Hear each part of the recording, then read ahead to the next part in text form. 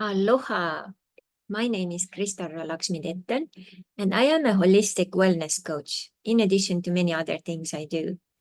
And today I would like to talk to women who are in midlife, as myself. Just some years ago, I was in Estonia, where I'm originally from, and they had a campaign to invite younger women to do a mammogram. And I did it, and it was a very negative experience. I honestly felt like I was a piece of meat going into the machine. It was terrible. I could never have ever imagined something like that would happen in a place like that. So now, several years later, 48 at the moment, I felt the need to just go for a regular check. So I'm currently in United States in central Florida, and I figured out where to go.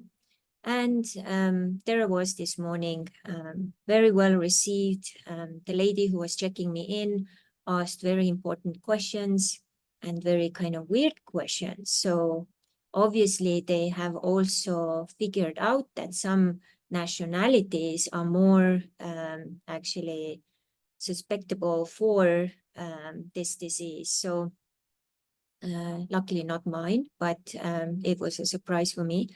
And the lady who was handling the machine and helped me was very gentle and very present, and made it like a very friendly experience. So I thanked her for doing that way. And she said she totally agrees with me when I had that negative experience earlier too. And that's why she's doing the best to do it, nice and kind. So I'm very, very grateful to her. And then I just asked randomly, so what do you think, causes breast cancer? And she said there's so many things. It's really hard to tell. And the best is to come to do regular checkups. From now on, as 48-year-old, come at least once a year. And luckily, my insurance currently is covering it 100% as well. So that's very helpful. So as I was driving away from there, I was starting to think how cancer has influenced my life so far. Luckily, I haven't got it myself so far, and I do my best and have done really the best the last 3 or 4 years to really not get there. And I will also introduce you how I was almost like slipping there and what stopped me. But before I talk about that, in my family, my grandfather got a throat cancer, and throat cancer took him out pretty fast. And I remember, they had to make a hole here. He couldn't eat anymore, and pretty fast he was gone. So my grandfather was a very angry man. He was always using a very loud voice. And I was really scared of him because I never really felt very good around him. So that was really interesting that he got throat cancer, expressing things the way he did. No judgment here, just like an observation. Then my dad got into the hospital, and they discovered that he got actually, liver and lung cancer. And we thought like, okay, it's no biggie. We can do the best we can and we get through this. And 1 week later, he died because it had already developed to 4th stage. And he obviously didn't tell anyone, was suffering, and there was nothing much what could be done. So he died at 62. And that was a shock because I really didn't think that it would happen so fast. And what was really sad about it was that I couldn't really go to see him and say goodbye to him, because at that weekend where he died, I actually ended up in a hospital myself with blood poisoning. And if I hadn't gone, I wouldn't be here today to share this story with you. So luckily, I got through my issue and was planning to go the next Friday together with my sister. But already Sunday, he died. So once we got there and I saw his face was so blissful. And the message he told me was like, no worries, I really needed to go and this is best for everyone. And many years before, he actually lost his left leg and he had lived for a while with his left leg, just a little bit left of it.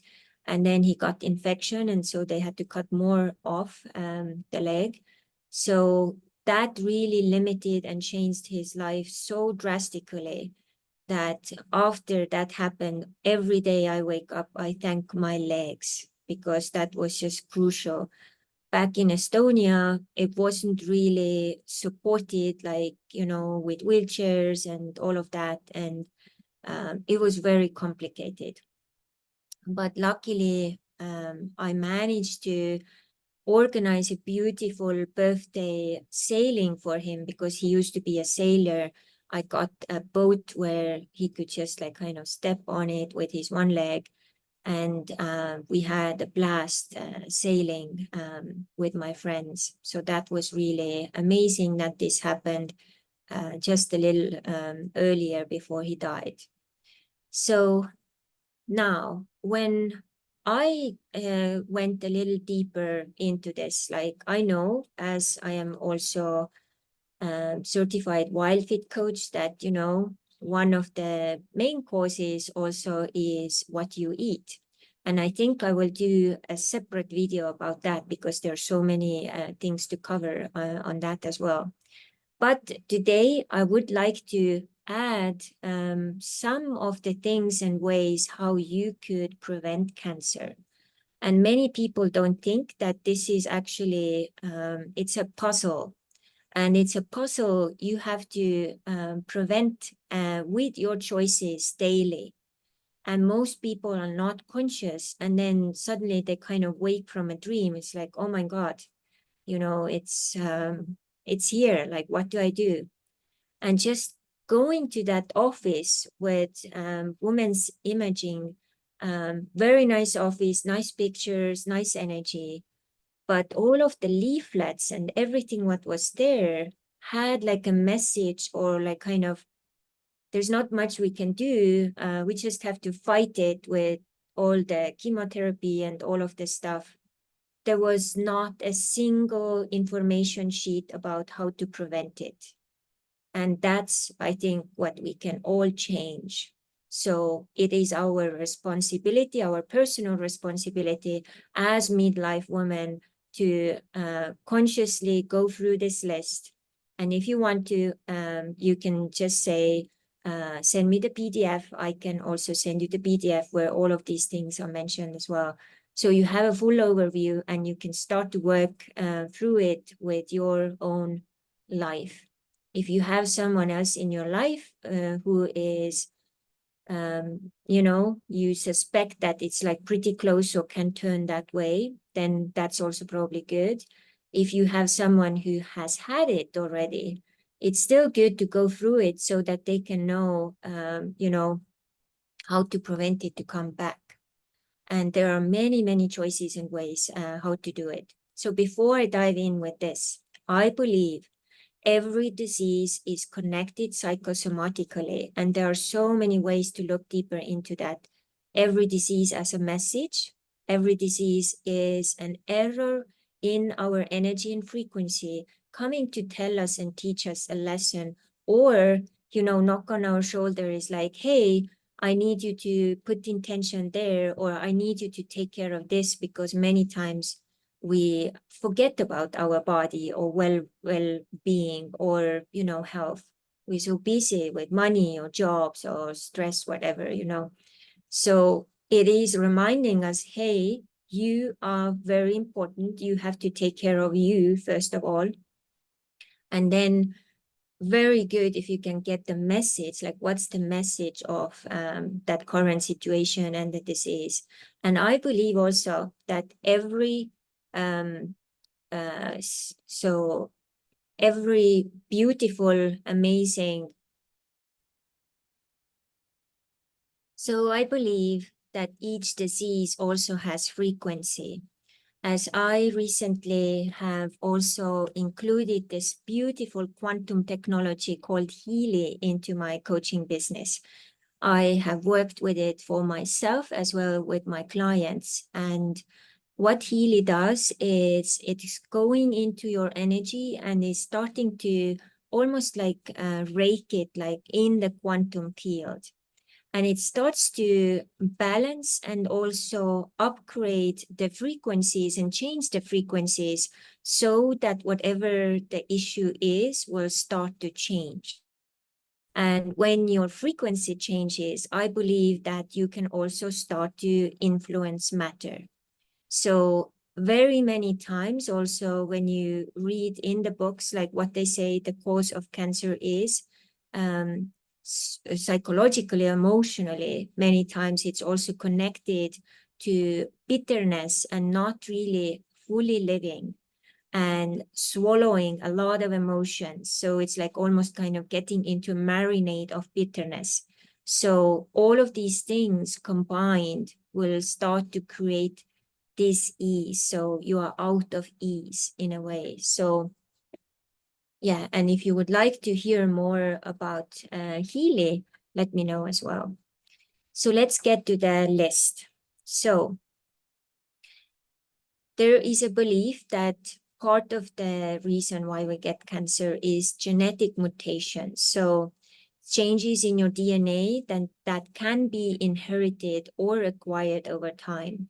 So now we have people like Joe Dispenza, Bruce Lipton, and many others who claim that actually we can change our DNA and we can also override those programs which were kind of predestined that way. I totally believe that is possible. So what you believe becomes. So your perspective, your thoughts, your words start to create the matter. So that's why it's very, very important that you are very aware what and how you think, because it creates. Environmental factors, exposure to carcinogens like tobacco smoke, radiation, or certain chemicals. That I totally believe. I was a passive smoker when I was a small kid.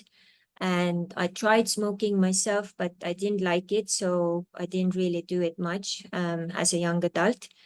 But several years later, I went to a holistic fair in Norway, and they had this machine which would like scan your whole body and show what organs needed, attention or change or, kind of fine tuning. And my lungs were totally red. And I was like, how is this possible? It's like 20 years like later, I've not been smoking. I've not been, anywhere close to smokers and so on. And that was from that time. When I was a kid, passive smoker for 6 years straight from the out of the womb, I remember sometimes our kitchen was so full of smoke that when you opened the door, it was just like blue. Like it wasn't only my mom and dad smoking, it was like other friends who were there as well. It was crazy, So that way, it really can influence. And my dad also, who got lung and liver cancer was probably very much influenced by him smoking till the day he died, So, and in that case, I actually did like a very intensive detox, which went very deep and helped me to get my lungs under control again and turn it into green. But the certain chemicals can also be even, what you put, like what lotion you put on your body, what deodorant you are using, what soap you are using, what laundry detergent you are using. All of these things may also play quite a big role. So more natural, more like simple and purified is of course best. And it may cost a little more, but this is investment into your life, So here you have quite a bit of stuff what you can do with your choices. Don't smoke, don't go to people's houses who smoke. Avoid contact with smoking. And radiation, unless you are from the area where that is very prominent or you have to go there to work, that's also possible to avoid. And the certain chemicals, like do your own research about like what's in your regular daily care items like personal hygiene, and then you will see it's really crazy. What do we put on our bodies? It all will be going into your body, and it can be challenging for your body to tackle it all. So next is lifestyle factors. So here we talk about poor diet, lack of physical activity, excessive alcohol consumption. And as I will talk about poor diet more, I'm not going to go too much deep into it, but physical activity is very, very crucial because when you are walking or when you are doing a little bit of activity, you actually help your whole system also to release toxins or get everything going and flowing the way it's supposed to. And then, of course, excessive alcohol consumption. Alcohol in itself is basically poison. Doesn't matter how much or how little you are drinking it, it is no good for you or especially your liver and your kidneys as well. So again, you can make choices here. How do I eat everyday basis? What's the physical activity I can do on regular basis, and what's the alcohol consumption? In my case, I follow seasonal eating, meaning that I try to keep my body mostly in alkaline state. As you know, when your body is very acidic, that's where all kinds of disease loves to flourish. So I keep it at bay like that. I also do water fasting regularly. So to monitor my weight as a woman in the midlife, as well also reset my whole system, because when you are not eating, you are also boosting your growth hormone, also basically getting younger. So physical activity, I have 3 times per week strength gym, and 2 times per week I do cardio, usually a little bit of bicycle in the gym. And I do daily at least 5,000 steps, 7 days a week. Usually it turns into 10,000. And why I have it on 5,000 is because 5,000 is very easy. It's no effort for me anymore. And then when I would put it like every day 10,000, it would be a little, it would create resistance in me. So I have created a system where it is natural, where it is exciting to do. And I don't drink any alcohol. I haven't over 20 years. Both of my parents were alcoholics. They died very early. I don't want to end like them, up like them. So I made a decision not to drink alcohol at all. So that's a choice I made as an investment for my health. So chronic inflammation. Prolonged inflammation can damage DNA and lead to cancer. So inflammation can come from many things, but one of the things, again, is actually food. So do some additional research. What food is actually creating inflammation, and how can you choose less of that kind of food? Hormonal imbalances, changes in hormone levels can affect cell growth and division. So when you are a woman in midlife, and you are pre-menopausal as well, there is lots of changes going on in your whole body, all of your systems, body, mind, spirit. And you really need to see how and what you can do to support this process and transition. So weakened immune system, so compromised ability to fight off abnormal cells. So this is very, very important. And how your immune system goes down is especially if you don't do the physical activity, if you eat very bad, if you have stress, if you don't sleep enough, all the basic things as well, breathing consciously and good. So all of these things are playing a role. So next we have viruses and infections. Some viruses can cause genetic changes leading to cancer. So like 2 years ago, I was in Estonia and I got like a very bad COVID. And it was really crazy. I think I was pretty close also to die. No kidding. It was just like crazy. And how my immune system actually went down to get that was that I didn't sleep enough and I was just like pushing my body, my spirit, my mind over the limit, doing too much, sleeping very little, having amazing, crazy stress. And I was sitting together with almost 1,000 people every day for almost like a month. And that was the time where everything was starting to be open up after COVID. But of course, many people were still going around, whether they knew it or not. And it was really crazy. I remember I even called to the doctor and they were like, okay, if you have the COVID, don't come here.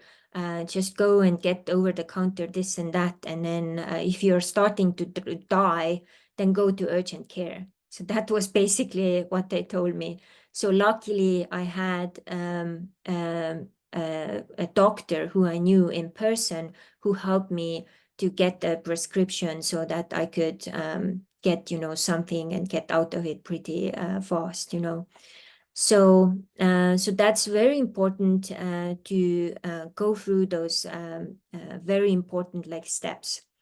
So age, cancer risk generally increases with age. So that's really, really good to also look into as age, because many, many systems and organs are working differently and it will influence, other ways as well. So how can you support? And one of the things also I've heard from different channels now, when they had the discussion whether longevity is depending on cardio or strength training.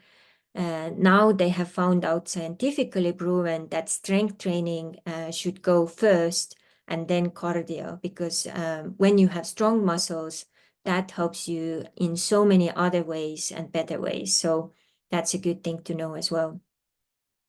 So when we talk especially about breast cancer, so here what may play role is also, that you have the gender of a woman, being a woman. So that is the main risk factor. But also men can actually develop breast cancer as well. That's not so common, but many times it's women and gender. So age, again, risk increases with age, particularly after 50. Family history, having close relatives with breast cancer increases risk. But now also I would really call you all not to bring it on you. Oh, my mom or grandmother had and died of it, so this will be my destiny. And if you say that way, this will be your intention, which starts to create your future and which will be the truth and happening because you have chosen it, because you have said it. So watch out there. So genetic mutations we already talked about. So here, especially inherited mutations in PRCA1 and PRCA2 genes significantly increase risk. Here again, I believe that you can actually, with your consciousness, with your love, and with your energy, influence the mutations back into balance and harmony. So hormonal factors, very important. We already mentioned this. So menstruation, late menopause, hormone replacement therapy, all of these things. So another very interesting element is reproductive history, not having children or having first child after age 30. So that's also can influence it. So when you have very dense breast tissue, that makes also cancer harder to detect and slightly increases the risk. So just to know that, okay, when I have that, okay, so how can I, again, influence that with my thoughts so that it wouldn't be taking the course towards, out of the balance. Obesity, especially after menopause. And when one of my coworkers told me that when she was entering the menopause, she couldn't believe it. Like within like couple of months, she gained like 15 pounds, like nothing, didn't really eat like much differently and so on. And I couldn't believe her. So now as I'm getting into premenopause myself, I start to feel the similar things. But again, now she told me the story, so I started again in my mind already, like kind of think like, wow, this will be the story for me too. And if that's the case, you start to create it. So I caught myself as like, okay, this is not what I choose. I choose to actually let go some weight and feel actually better. And as I do my training, my food, and all of the other things are in balance, then it's totally possible to be my truth. So alcohol consumption, we already talked about, and I would really recommend everyone to consider actually quit drinking alcohol at all. Believe me, just do a little bit like deeper research about alcohol, and you will really maybe understand what I'm talking about here. And so previous breast conditions, some non-cancerous breast diseases slightly increase the risk as well. So these are kind of like the main risks. There is, of course, many more. And I would say also that the negative thinking is another way. And now I would like to actually look this up here, one of my favorite books. I'll introduce it to you just in a moment and kind of see what it says to confirm what I already said here. Nee.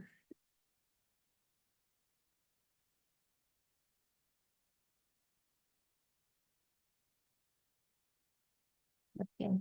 There's a lot of overall thing, and it's not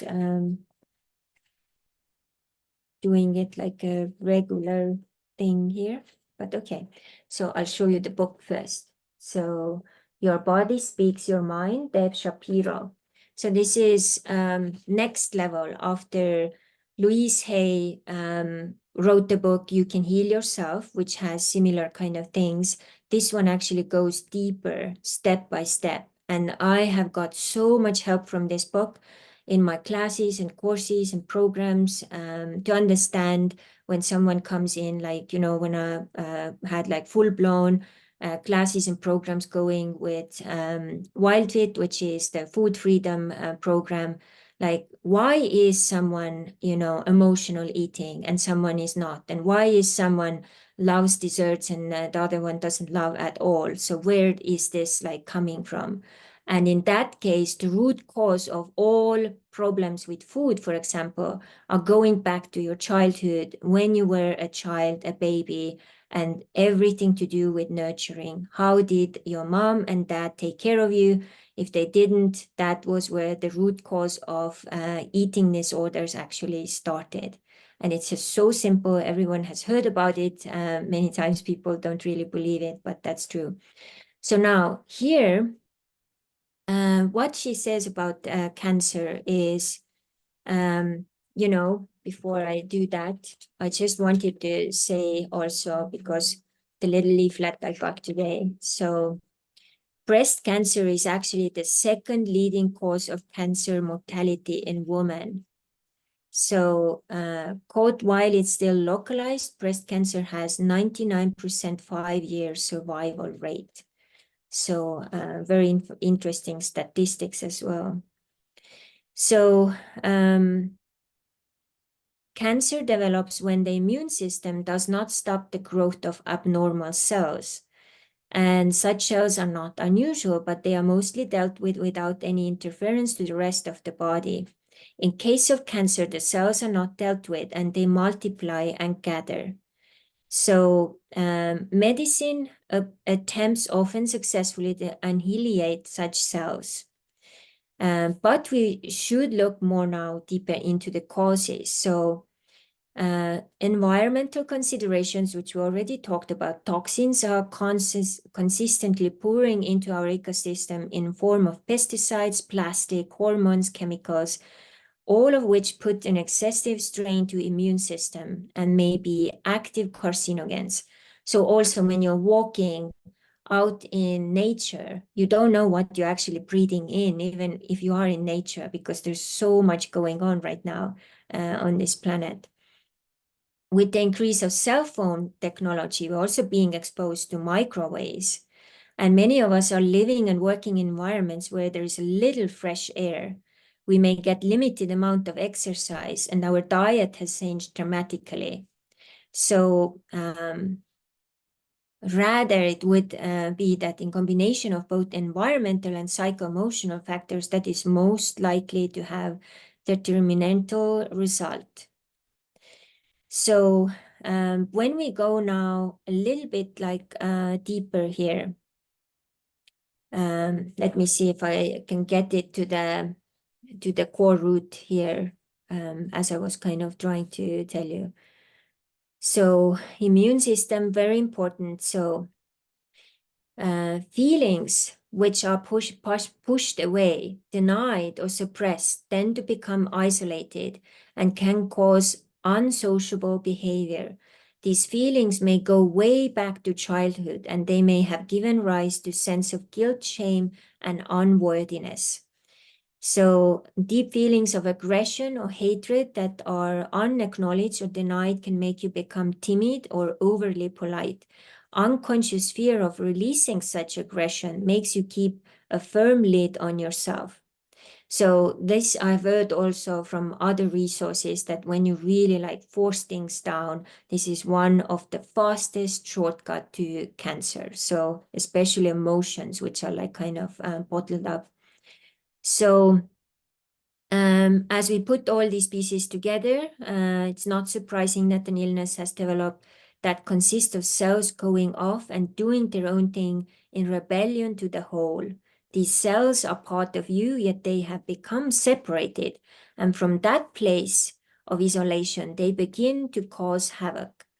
From body-mind perspective, you therefore need to find that part of yourself that has become so separated, alienated, and rejected. There are also some well-researched characteristics of the cancer personality as one that includes of suppression of strong emotions. So that's basically what I said also earlier. Particularly anger and passion, lack of assertiveness, especially expressing your own needs, stoicism, avoidance of conflict, and appearance of niceness. So basically, the mystery factor is involved here. And also, cancer has lessons for us all about our attitude towards each other, about accepting and loving unconditionally, and especially about loving ourselves. Many cancer survivors have spoken how their healing came as they began and honor themselves more deeply. So another very important thing which I would mention here is self-care and self-love. What are those regular self-care steps, what you're doing so that, you have put yourself first, like, the example of being in the plane, you put the mask on yourself first and then help the others. So that's a very good reminder. So cancer can be a messenger of put yourself first. So if you have that issue right now, so think again and see how can you change that. So cancer gives you the chance to reevaluate, to take stock and be more honest about your feelings and to clarify your priorities. And also, as the repressed emotions compromise the immune system, so Research has said that where feelings can be released in a caring environment with the support of others can make a huge difference in healing process. So you basically talking and feeling safe enable yourself to find those lost and alienated parts of yourself, to give them life and bring them back into the whole. And very important to remember is cancer is not contagious. It's not some alien thing that enters the body and takes over. So the abnormal cells grow within you. They are as much part of you as any of your other cells. So if cancer represents an alienated part of yourself, then rejecting or isolating it further does not encourage healing. So it's very important to strengthen your immune system and also strengthening this desire to live. Because many people also, when they get it, is actually they have given up, or they like, oh, I don't have any reason to live. So you have to get back to that fighting spirit, mental resilience, and don't reject yourself. So first is others are rejecting you, but when you are rejecting yourself, then it's like checking out from yourself while you're still here. So your body is kind of like a zombie walking around without you being fully in it, you know. So this is like a statement, I want to live, or I choose to live, and find your lost dreams and denied feelings and embrace them so that they may give you renewed life. And visualization is one of the ways to boost your immune system. So basically, you think of immune cells in terms of fighting and winning a war, soldiers on the battlefield, knights on white horses, warriors, helping you, even killer sharks roaming the seas, as these images can boost the job of the T cells in dealing with wayward cells. So this is really important, that those images would be very loving, and also images such as white doves bringing comfort, hundreds of little red hearts absorbing all the cancer cells can have a deeply healing effect as well. So I leave you with that, and I really recommend, if you don't have this book yet, Your Body Speaks Your Mind, I really recommend it.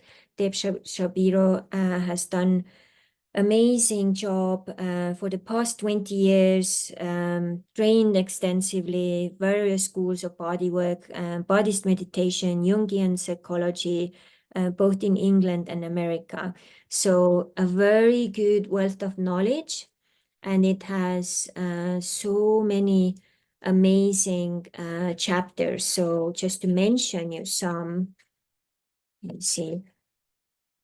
Finding the meaning in the midst of chaos, your body mind revealed. It takes actually your whole body into parts. So the bones, joints and muscles, nervous system, stress response, immune system, respiratory system, heart, blood and circulation, digestive system, urinary system, reproductive organs, skin, eyes and ears, mental disorders. So and then also listening to the body speaking. That's another thing most of us never do. We just actually, like communicate or take our bodies like robots. But our bodies are our temples, our best friends, our amazing, we could say, buddies who help us to live this dream on this planet right now and share our gifts and talents with others. So once you do it, and you do it respectfully and lovingly and with full-hearted desire to live, and take into consideration all the other suggestions I gave, I'm pretty sure you are able to prevent it and have many, many more years on this planet. So if you would need also any suggestions or guidance in your wellness, holistic wellness world, I can offer myself as a possible guide.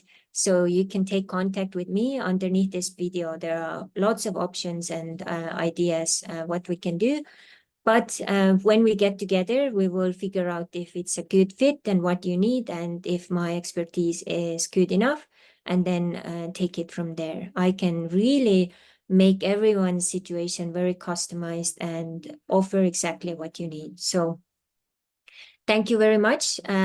When you find this inspirational, insightful, hopeful, please share it with at least 10 people, because I think more people would need to hear a little bit more holistic story about this disease we call cancer. So I hope you are healthy and do the best choices to keep yourself healthy. Much aloha till the next time.